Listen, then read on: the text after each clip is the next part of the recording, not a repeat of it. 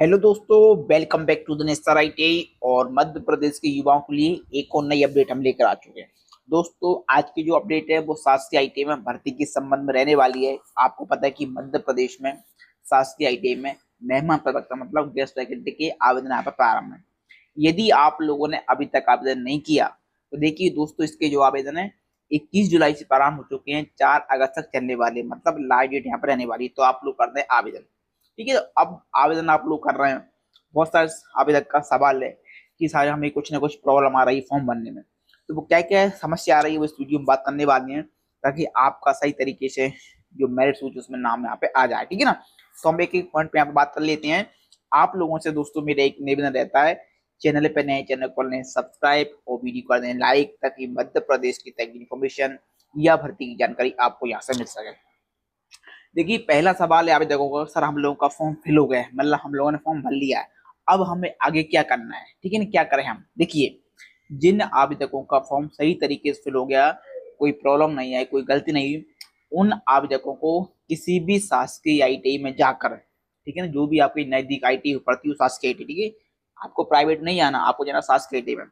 आपको वहां पे जाकर आपको कराना है वेरिफिकेशन, मतलब आपको कराना सत्यापन। अब सत्यापन में आपको क्या क्या ले जाना है।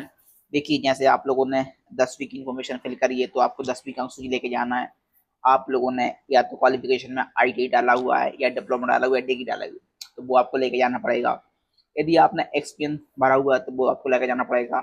आपका जो आपने एड्रेस प्रूफ लगाया है, आई वोटर आईडी है, आधार कार्ड, वो आपको लेके जाना पड़ेगा। ठीक है। तो ये नॉर्मल से डॉक्यूमेंट है। आपका मूल निवासी हो गया, आपकी कैटेगरी का प्रमाण पत्र हो गया। ठीक है, तो ये आपको समस्त ओरिजिनल प्लस 61 कॉपी लेके आपको जाना पड़ेगा वेरिफिकेशन में करवाने के लिए। ठीक है, तो वहां पे आपको देना पड़ेगा। ठीक है ना। तो ये तो आप पहला भी आपको फॉर्म फिल जिन लोगों को भर गया उनको वेरिफिकेशन कराना शासकीय एटीएम जाके। ठीक है, कब तक कराना है, तो लास्ट डेट है 5 अगस्त। 5 अगस्त आप लोग करा सकते हैं वेरिफिकेशन। ठीक है ना। अब चलते हैं दूसरे पॉइंट। दूसरा पॉइंट ये है कि फॉर्म फिल कर रहे हैं, इसमें अभी क्या आ रहा है, एरर आ रहा है। यानी जैसे हम क्लिक सबमिट करते हैं तो एरर बताता है। देखिए दोस्तों, क्या होता है, एरर तो चलता ही रहेगा। अब आपको क्या करना है इसके लिए, जैसे ही आप लोगों को क्या करना है, पहली बात तो आपको जो स्टेप है फॉर्म भरने की, मतलब जैसे उसमें स्टेप आती हैं क्वालिफिकेशन फिल करने की, normal information, personal information fill करने की, क्वालिफिकेशन, एक्सपीरियंस, तो आपको तुरंत भरना, मतलब जल्दी जल्दी आपको भरना है। जैसे मान लो आप जैसे भरते हो, आपने कॉलेज भर ली क्वालिफिकेशन और आपने सबमिट किया, एरर आ गया, तो आपको पुनः आपको क्या करना है, वापस नहीं आना, आपको अपना लॉग आउट होना है। और लॉग आउट करोगे फिर आपको पुनः लॉग इन होना, फिर आपको फिर करना है, फिर आपका एरर नहीं आएगा। यदि आप ऐसे ही करोगे उसके अंदर तो एरर आएगा। क्या करना है, जैसे एरर आ जाता है तो आपको लॉग आउट हो जाना है, फिर आपको पुनः लॉग इन करना है, आईडी पासवर्ड डाल के, फिर आपका एरर नहीं आएगा, सबमिट आपका हो जाएगा। ठीक है, ये कंडीशन इसके लिए।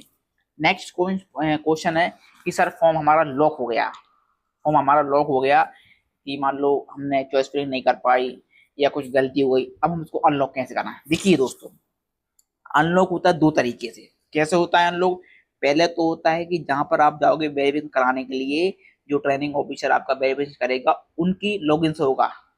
ठीक है ना, अनलॉक। अब अनलॉक होगा उनकी लॉगिन से। दूसरा होता है, देखोगे इसकी ईमेल आईडी दी हुई है पोर्टल पर, उस ईमेल आईडी पे आप लोग भेजोगे तो वहां से वो लोग करेंगे ऑफिस से अनलॉक। ठीक है ना, हेड ऑफिस से। दो तरीके होता है। अब दो तरीके से मैं समस्या क्या होती है, जैसे मान लो आपका वो ट्रेनिंग ऑफिसर लॉगिन अनलॉक होगा, यदि वो कराते हैं, आप जा सकते, जहाँ पे आप जाते हो वेरिफिकेशन कराने के लिए, वहां से यदि वो अनलॉक करते हैं तो आप लोग क्या क्या चेंज कर सकते हैं। देखिए, आप लोग सिर्फ दो चीजें चेंज यहाँ पे आपकी अनलॉक नहीं होगी। क्या क्या नहीं होगा, एक तो आपका फर्स्ट नेम, यानी आपका जो नाम है, फर्स्ट नेम लास्ट नेम, वो अनलॉक नहीं होगा। दूसरा दोस्तों, आपका मोबाइल नंबर, ईमेल आईडी, ये मतलब अनलॉक हो जाएगा, ये चेंज नहीं हो पाएंगे। एक तो नाम नहीं हो पाएगा change, mobile number, email ID, ये आपका चेंज नहीं हो पाएगा, बाकी हर चीज चेंज हो जाएगी अनलॉक होने से। ठीक है ना। यदि मान लो क्वालिफिकेशन गलती हो गई हो, या आपका एड्रेस गलती डल गया हो, या फादर्स नेम लिखा हो गया, वो भी अनलॉक हो जाएगा। ठीक है, डेट ऑफ बर्थ गलती, वो भी अनलॉक हो जाएगी, सभी अनलॉक हो जाएंगी। लेकिन आपकी अनलॉक क्या नहीं होगी, अनलॉक आपका नहीं होगा नाम, लास्ट नेम, फर्स्ट नेम यदि आपने डाल दिया हो, और आपकी मोबाइल नंबर, ईमेल आईडी। ठीक है ना।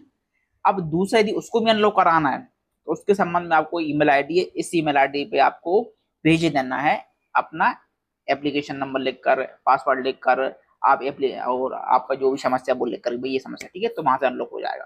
तो ये दो तरीके अनलॉक करने के। जैसे ही आप जाते हो सत्यापन वेरिफिकेशन कराने के लिए, और वहां से कुछ गलती आपकी निकल जाती है, भाई आप ये गलती है, आपने ये नहीं लिखा पूरा, तो वो अनलॉक कर देते हैं नॉर्मल। और उनके ऑप्शन आता है सेंड टू करेक्शन, तो क्लिक करते हो आपका अनलॉक हो जाता है। फिर आप लोग चॉइस फिलिंग भी डबल से कर सकते हो, आप लोग अपडेट, ठीक है, जो भी करना वो कर सकते हैं। जो डॉक्यूमेंट वेरिफिकेशन वो कहाँ करना है, किसी भी शासकीय आईटीआई में, नजदीक आईटीआई में जाकर आप कराना वेरिफिकेशन, ठीक है ना, आपका हो जाएगा वहां का वेरिफिकेशन, ठीक है। अब नेक्स्ट तरह जो मेरिट लिस्ट है वो कब आने वाली, देखिए जो मेरिट लिस्ट दोस्तों, आपकी जो मेरिट लिस्ट है ना 14 अगस्त को मेरिट लिस्ट यहाँ पे जारी कर दी जाएगी। इससे पहले एक और लिस्ट जारी होगी आपकी, और यहाँ पे आप लोग देख लेना स्कोर में, इसको लिस्ट बोल सकते हैं या बोल सकते हैं स्कोर कार्ड। उसमें आपको देखना पड़ेगा कि आपने जो डॉक्यूमेंट लगाए क्या उसको आपको अंक दिए गए, नहीं दिए गए। यदि नहीं दिए गए तो आप लोग कर सकते हैं दावा आपत्ति। दावा आपत्ति जो डेट है 8 अगस्त से 11 अगस्त तक है, नहीं आप लोग देख लेना, यदि आपको लगता है कि गलत है तो आपको इनकी ईमेल आईडी पे आप लोग जाकर भेज सकते हैं, क्योंकि यहाँ पे दिख रही है, ठीक है ना, इस ईमेल आईडी आप लोग आगे डॉक्यूमेंट भेज सकते हैं, ठीक है। तो ये रहने वाला। अब बात आती है सर हमारे पास, हम कैसे जाने कि भाई क्या क्वालिफिकेशन से फॉर्म भरे। देखिए आप लोग जैसे कराते हैं रजिस्ट्रेशन करते हैं, फिर आप नेक्स्ट बढ़ते हैं, तो उसमें आता है क्वालिफिकेशन, उसमें आएगा 10वीं की इन्फॉर्मेशन क्या क्या बननी है, 12वीं की क्या क्या बननी है, ग्रेजुएशन की क्या क्या बननी है, पोस्ट ग्रेजुएशन क्या क्या बननी है, डिप्लोमा डिग्री क्या क्या बननी है, ठीक है। तो ये आप लोग वहाँ पर जाकर चेक कर सकते हैं, और यदि आपके पास क्वालिफिकेशन है तो आप लोग बिल्कुल आवेदन यहाँ पर कर सकते हैं, ठीक है ना। तो ये आज की कुछ समस्या थी, आवेदकों को कुछ फॉर्म भर रहे थे, दिक्कत आ रही थी, तो उनके लिए कम से कम होने वाला है ये, ठीक है, वीडियो सही।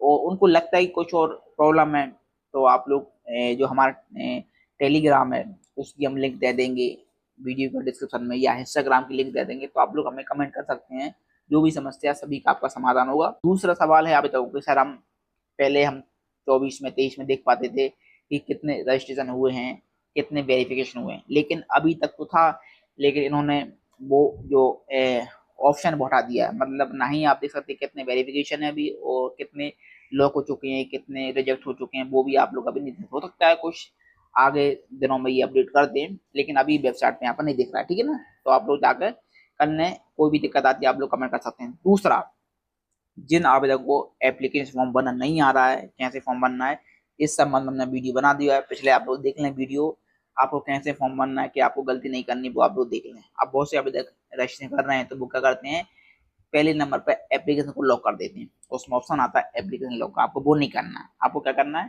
पहले चॉइस पर लॉक करनी है, सबसे लास्ट में करना आपको एप्लीकेशन लॉक, जब आपकी सभी इन्फॉर्मेशन फिल हो जाए सही तरीके से तब आप कर सकते हैं, ठीक है ना। यदि आप पहले कर दोगे फिर आपकी चॉइस लॉक नहीं होगी, फिर बताएगा भाई चॉइस लॉक करें, फिर आपका अनलॉक नहीं होगा, वो अनलॉक आपको फिर दिक्कत आने वाली, ठीक है ना। तो ये मैंने आपको बता दिया। और पॉइंट है यहाँ पे आप लोग देखोगे लिखा हुआ शासकीय आईटीआई में स्थानांतरण, नवीन पदस्थापना तथा अन्य कारणों से विज्ञापन में दिए पद भरे जा सकते हैं, अतः वरीयता सूची के आवेदक सूची प्रकाशन के पश्चात संबंधित आईटीआई में समय सीमा में उपस्थित होकर इस बाबत पुष्टि कर लें कि पद रिक्त है अथवा नहीं है। पद रिक्त न होने पर वरीयता के अनुसार एनआईटी से संपर्क कर गाइडलाइन करेंगे, ठीक है ना, ये उनको बता दिया है।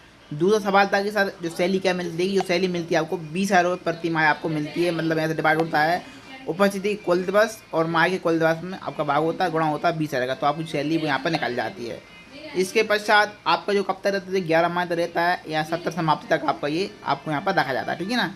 एज के संबंध में हम बात कर लेते हैं, क्या प्राइवेट आई का अनुभव लगा सकते हैं। देखिए यदि आपके पास प्राइवेट आई आपने पढ़ा है आई में, तो आपके पास ईपीएफ है या ईएससीआईएफ है, स्लिप है या बैंक स्टेटमेंट है, तो आप लोग बिल्कुल लगा सकते हैं, कोई आपको दिक्कत नहीं होने वाली है, ठीक है, ये आप लोग समझ लो। एज के संबंध में देखिए यहाँ पर दिया हुआ है, जो आपकी एज है मिनिमम 18 और मैक्सिमम 62 वर्ष यहाँ पर होनी चाहिए, तो आप लोग बिल्कुल कर सकते हैं, कोई दिक्कत नहीं होने वाली, ठीक है ना।